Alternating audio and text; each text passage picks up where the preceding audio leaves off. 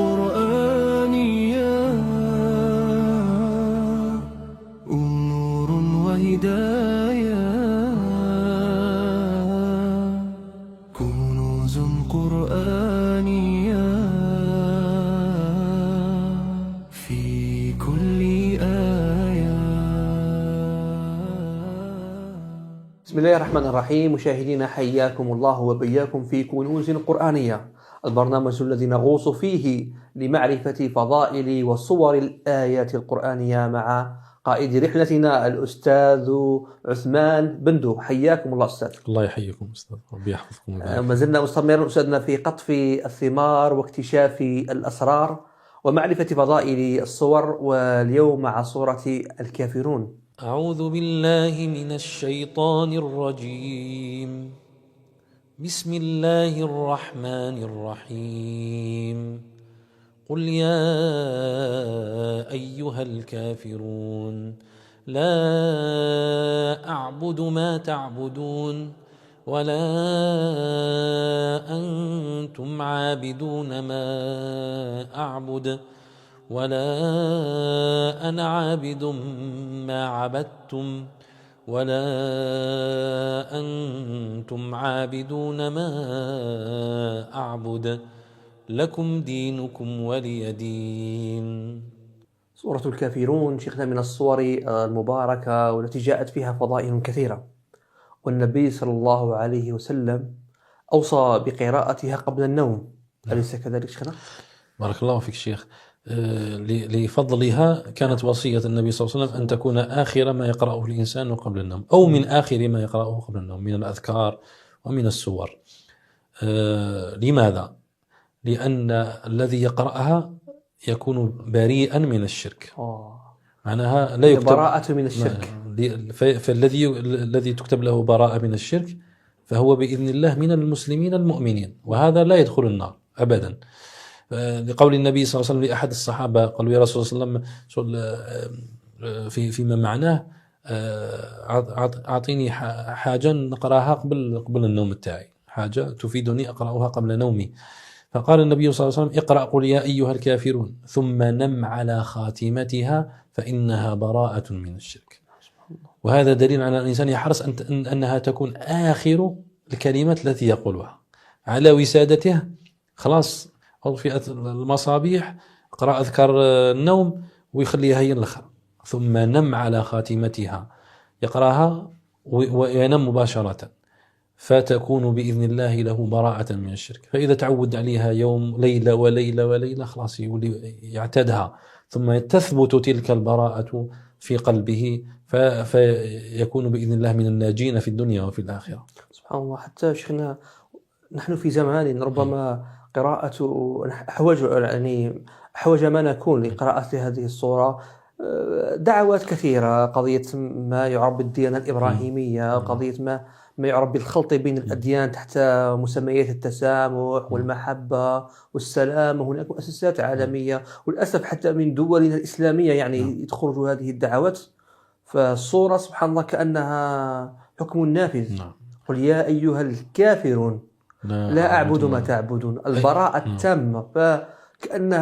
كان النبي صلى الله عليه وسلم بما يوحي له ربه سبحانه علم أننا سأتي هذا الزمان، زمن الفتن كقطع الليل، يعني اختلط الكفر بالإسلام. هناك من يريد أن يدمج الإسلام والكفر تحت هذه المسميات. فالآية واضحة. الكافر كافر، مسلم مسلم.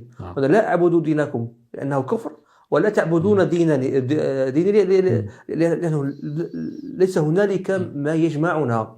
ربما يكون بيننا وبين غيرنا من الكفار والديانات الأخرى يعني ما يجمعنا في أمور الدنيا، في المعاملات، لكن في العقيدة وفي الدين لا تنازل، لا تساهل، ولا مداهنة. ومن لطيف ما قال النبي صلى الله عليه وسلم إنها براءة من الشرك، لم يقل من الكفر. يعني الكفر الصريح واضح، هذا كافر لا يؤمن بديننا ولا نؤمن بدينه. لكن قال براءة من الشرك، يعني حتى لو ادعى هذا أن هذا يعني دين يصلح لنا كمسلمين، دين جديد أو تجديد أو ما يسمى، يقولوا أن الديانة الإبراهيمية هذه شغل ديانات تقرب وتسامح وكذا. فلا أنت تقول أنني مسلم وهذا الدين الإبراهيمي، لا، أنا بريء من شركك حتى ولو ادعيت أنت الإسلام، فهذا يدخل في باب الشرك، فهي براءة من الشرك. لا أعبد ما تعبدون ولو ادعيتم أن هذا الذي تعبدونه إنما تبتغون به وجه الله عز وجل، فأنتم في ذلك كذبتم، فهذا براءة من جميع أنواع الشرك. وشيخنا هل ثبت يعني في النصوص أنها ربع القرآن؟ نعم، وهذا من أعظم فضائلها. احنا ذكرنا أن سورة الزلزلة تعديل نصف القرآن، وسورة الكافرون تعديل ربع القرآن، أي 15 حزب، كأن الذي يقرأها يقرأ 15 حزب. يعني وكنت تقرأها 4 مرات فكأنك ختمت ختمة. وهذه مليحة حتى الناس في رمضان اللي ما يقدرش مسكين يقرأ، اللي خدام، اللي تعبان، اللي مريض، اللي يقرأ هذه الصور، وخاصة في الليالي التي يرجى أنها ليلة القدر، في الليالي العشر الأواخر، فيحصل أجر عظيم. نعم، فيحصل أجور ختمات وختمات. هذا فضل الله، يعني الناس تستغرب. وحتى أنه ابن القيم ذكرنا في البرنامج فاذكروني أذكركم الذكر المضاعف. نعم. سبحان الله والحمد لله ولا إله إلا الله والله أكبر، هذه مليح الإنسان يقولها 100 مرة 200 مرة 300 مرة، ولكن الذكر المضاعف أفضل لأنه مضاعف، أجر مضاعف. ذكر هذا تاع لحظة تاع دقيقة كأنك ذكرت يوما كاملا في الأجر. فالإنسان يستغل هذه النفحات الربانية، يقرأ ختمة، ختمتين، 3. قل يا الكافرون شحال تقرأها 4 مرات دقيقة، يعني أعطي 5 دقائق قرأ 5 ختمات، فتنال بذلك أجرا كبيرا بإذن الله سبحانه وتعالى. الله تعالى. يعني هي ربع القرآن. نعم، ربع القرآن. فجيد، يعني كما قلتم شيخنا الإنسان يحرص على قراءتها. وهذا سبحان الله التحفيز هذا في لقراءتها، تدبر معانيها وفهم كلماتها. نعم أكيد، لأنه الذي يقرأها سيتطهر من كل أنواع الشرك، لأن الشرك هذا وحذر النبي صلى الله عليه وسلم من الشرك الخفي اللي هو الرياء. نعم، الإنسان يتعبد يعني كل حاجة لله عز وجل، كل أعماله يحاول أن يخلصها لله عز وجل، يتبرأ من كل أنواع الشرك. فمن فهم هذه الآية وفهم معانيها لكم دينكم ولي دين. كل ما يخالط صفاء التوحيد وصفاء الإخلاص يبتعد عنه المسلم ما استطاع، ويستعين بهذه الصورة، يستعين بها. هذه في فضائل الصورة. هناك أوقات معينة وممكن يستحب قراءة هذه الصورة فيها. نعم، مثلا ذكرنا ذلك في سورة الزلزلة. نعم. ونعيده ونكرره للفائدة، أنه النبي صلى الله عليه وسلم كان إذا يعني بعد قيام الليل 11 ركعة يوتر ثم يجلس، بعد ذلك يصلي 2 جالسا. في الركعتين هذو يقرأ في الأولى بالفاتحة وسورة الزلزلة، وفي الركعة الثانية بالفاتحة وسورة الكافرون. ولعلي أظن يعني من فهم لهذا النبي صلى الله عليه وسلم كان يعني شوف يقرأ في الوتر بالكافرون، ويزيد يقرأ في الشفع والوتر بالكافرون والإخلاص اللي هي سنذكرها إن شاء الله لها خاصية، ويقرأ بسورة الزلزلة وسورة الكافرون اللي هي نصف القرآن وربع القرآن، حتى ينال الرسول صلى الله عليه وسلم الأجر ويعلم أمته أنه حتى أنا أقرأ سورة الزلزلة وسورة الكافرون. وهذا إشارة إلى صحة الأحاديث التي ذكرناها. وكان ما كانش في هذا الفضل النبي صلى الله عليه وسلم يداومش عليها كل ليلة، كان حريصا عليها. هذه في صلاتها بعد الوتر غير هذا الوقت. نعم، ورد فيها أحاديث كثيرة. النبي صلى الله عليه وسلم كان مداوما عليها، هي وسورة الإخلاص سيأتي ذكرها إن شاء الله. هما سورتان عظيمتان صغيرتان ولكن عظيمتان. وكان النبي صلى الله عليه وسلم يعني مداوما عليهما في أهم السنن. أهم السنن بعد الصلوات الخمس هي سنة الفجر، 2 الفجر قبل الصبح. كان النبي صلى الله عليه وسلم يقرأها في الركعة الأولى، ويقرأ في الثانية بالإخلاص. وبعد المغرب سنة المغرب 2 بعد صلاة المغرب كان يقرأ في الأولى بالكافرون وفي الثانية بالإخلاص. وفي سنة الطواف الإنسان كي يطوف في العمرة أو في الطواف ثم يصلي 2 خلف المقام، يصلي في الأولى بسورة الكافرون بعد الحمد لله سورة الكافرون، والثانية الفاتحة وسورة الإخلاص.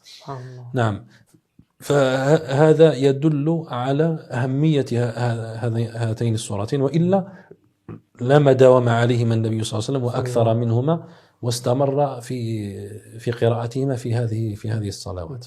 بارك الله فيكم شيخنا. سبحان الله، الكافرون ارتبطت ارتباطا كبيرا بالإخلاص. الإخلاص نعم. كأنها بنت البنية التوحيد، نعم. والكافرون هي الحصن، هي نوع من البراءة، يعني نعم.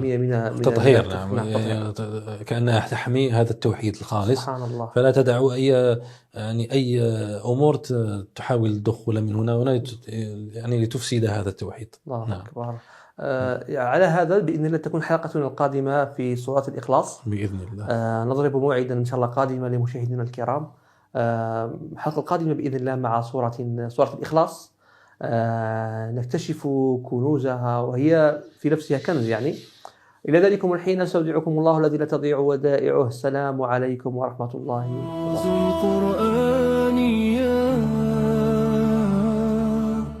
نور وهداية، كنوز قرآنية